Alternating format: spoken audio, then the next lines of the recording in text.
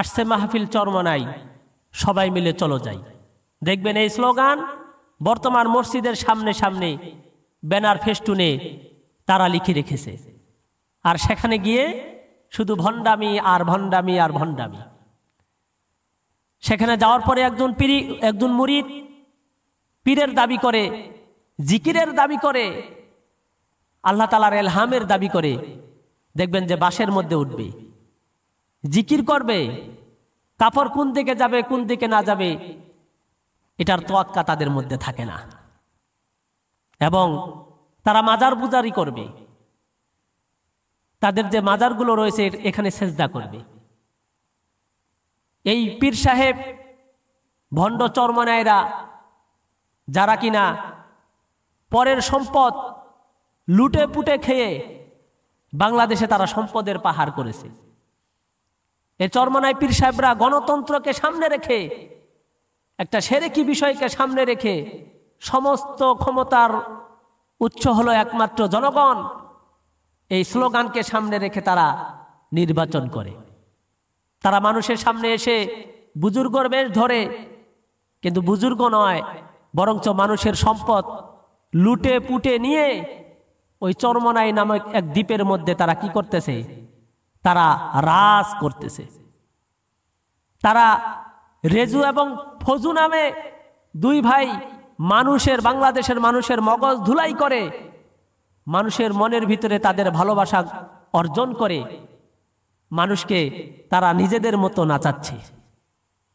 এই হলো ভণ্ডদের অবস্থা, যারা কিনা নিজের ভাইদের সম্পদ আত্মসাৎ করেছে, যারা কিনা নিজের বাবা ছিল পীর, এখন নিজেরাই পীর সেজেছে এবং মানুষকে নিজেদের মতো তালকিন দিচ্ছে, তালিম দিচ্ছে, তরবিয়ত দিচ্ছে। আর দেখবেন বাংলাদেশের আনাচে কানাচে তারা মাহফিল করে মানুষের মন ভোলানোর জন্য চোখের পানি বের করে, আর বাবারা বাবারা বলে চিল্লায় আর কাঁদে। আমি যেই কথাগুলো বললাম, এই কথাগুলো বাংলাদেশের পীর বিদ্বেষী, চরমনাই বিদ্বেষী, আহলে হক বিদ্বেষী অনেক ব্যক্তিরা এই কথাগুলো চরমনাইয়ের পীর সাহেবের নামে তহমত দিয়ে থাকে। তারা দেখে নাই চরমনাইয়ের মাহফিলে কি হয়। আসলে চরমনাইয়ের মাহফিলে কোনো মুরিদকে গাছে উঠানোর জন্য পীর সাহেব বলে না, কোনো মুরিদকে জিকির করতে করতে বাসে উঠার জন্য পীর সাহেব বলে না। আমরা দেখেছি এই কাজগুলো যারা করে, বরঞ্চ তাদেরকে পীর সাহেব যথেষ্ট পরিমাণ ধমক দেয়, স্বেচ্ছাসেবক তাদেরকে সেখান থেকে নামিয়ে দেয়। তাদের এই দিলের অবস্থা কি মহান আল্লাহ তাআলাই ভালো জানে। তারা যদি এই অবস্থায় মহান আল্লাহ তাআলার সান্নিধ্য পায়, আর তুমি তাদের সমালোচনা করে তুমি জাহান্নামের সান্নিধ্য পাচ্ছ, এটা জেনে রেখো। আমরা চরমনাইয়ের মাজারে গিয়ে দেখেছি, এখানে মাজারের কোনো চিত্র নেই, অস্তিত্ব নেই। সাধারণ যে কবরগুলোর মতো কবর, মরহুম পীর সাহেবের এই কবরটাও ঠিক তেমনই। এখানে স্বেচ্ছাসেবক দিয়ে বেষ্টন করা থাকে বাৎসরিক মাহফিলের সময়, যাতে করে কোনো ব্যক্তি কবরের মুখে হয়েও দোয়াও করতে না পারে। সেখানে বেশিক্ষণ অবস্থানও মানুষকে করতে দেওয়া হয় না।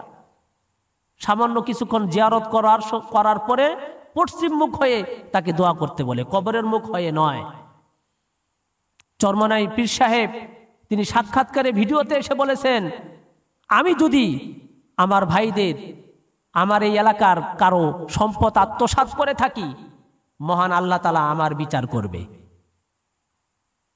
এবং তিনি জনগণের সকল ক্ষমতা জনগণের মধ্যে থাকে এই স্লোগান নিয়ে রাজনীতি করে না। তিনাদের রাজনীতির মূল টার্গেট হলো নেতা নয়, নীতির পরিবর্তন চাই চরমনাই পীর সাহেব। বাংলাদেশে যদি সারা জীবন ইসলাম ক্ষমতায় না আসে, তারপরেও তাদের কোনো যায় আসে না। আর বাংলাদেশে যদি কালকেই ইসলাম ক্ষমতায় চলে আসে, তারপরেও তাদের তেমন কোনো যায় আসে না।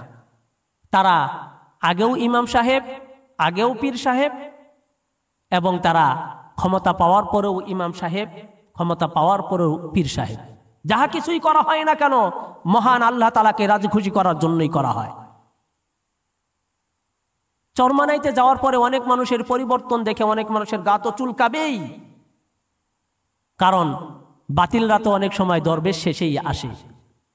তাই তো হাকিমুল উম্মাত আশরাফ আলী থানভী রহমতুল্লাহি আলাইহি বলেছেন, হক পীর এবং ভণ্ড পীরদের মধ্যে পার্থক্য হলো, যদি দেখো কোনো মুরিদানেরা পীর সাহেবের কাছে যাওয়ার পরে যদি সে আগে নামাজ পড়তো না, এখন নামাজ পড়ে, রোজা করতো না, এখন রোজা করে, তাহলে এই পীর সাহেব হলো হক পীর সাহেব, এই পীর সাহেব হলো হক্কানি পীর সাহেব।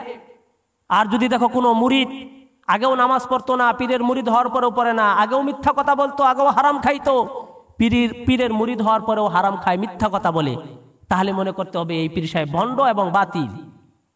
এই জন্য সমস্ত মুসলমানদেরকে বলবো, সমস্ত আহলে হকদেরকে বলবো, বাংলাদেশের মুসলিমদেরকে বলবো, ভালো কাজ করতে পারবেন না চুপ থাকেন, যারা ভালো কাজ করতেছে তাদের পিছনে আঙ্গুল দেওয়ার অধিকার তো আপনাকে দেওয়া হয়নি।